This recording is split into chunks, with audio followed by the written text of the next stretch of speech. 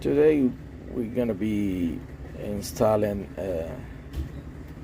IAS 100 and a weather antenna for the Garmin. It's a brand new boat, and the customer request installing this equipment.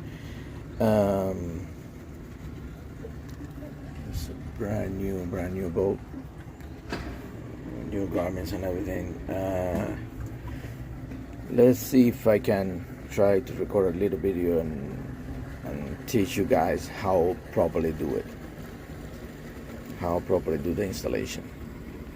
First things that I always do when I'm gonna do a new installation is look for the location and where is the VHF, where is everything, and if the cables that the system provide they are long enough to reach the equipment that I have to connect in the network.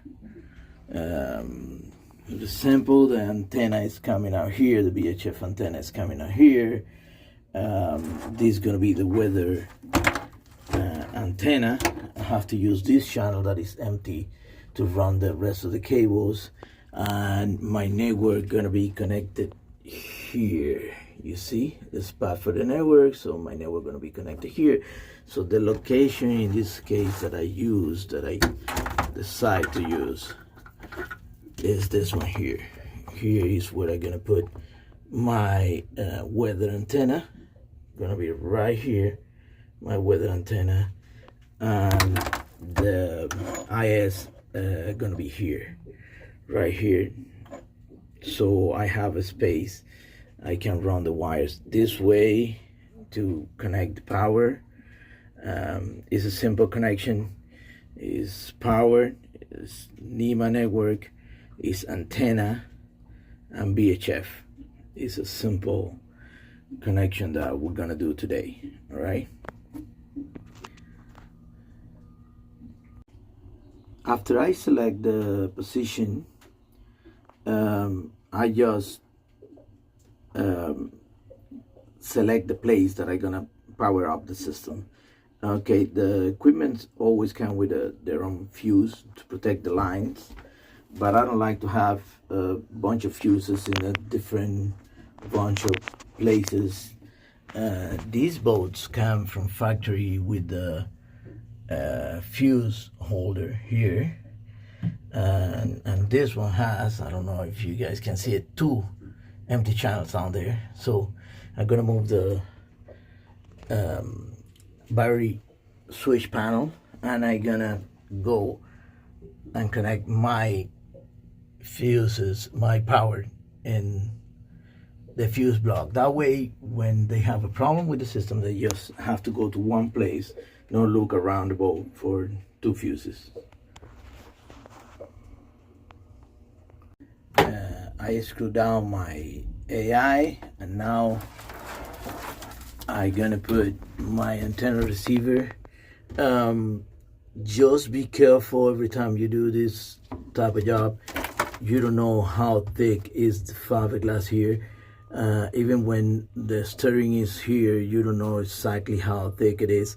So what I always do is I remove from one of the equipments that are on the same space that I'm gonna do. I remove one of the screws, and I see the length, so I know how much I have here in this area. Now that I have both equipments mounted properly on the boat, I'm gonna start running my cables. The first thing that I'm gonna run is the antennas. I have to bring the antenna cable, the rig, everything on the boat, bring it down here to connect from here, and go up with the antenna for the receiver and connect back on the VHF. So that's gonna be my first step. Share the antenna connection, and we go from there to the second step. That's gonna be hooking up the power on the ground. This is the connection for the AI. I eliminate the fuse because I'm gonna go to the fuse block on the boat and the ground. You see you have a bunch of little cables here. These are for the NEMA 183 that we don't use because we're gonna be connected to the network, NEMA 2000 network system. So what I do is I cut this, but I don't cut it straight like that. I cut it in different lengths so they don't touch one to another, because no matter what, these have information passing one way to another. Okay, it's done. This one is rigged. That one is completely rigged.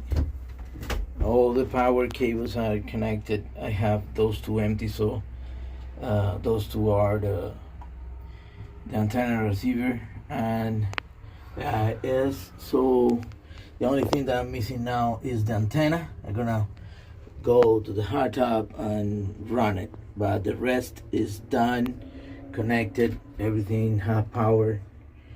I will turn off everything before I put the fuses, and then I turn everything on.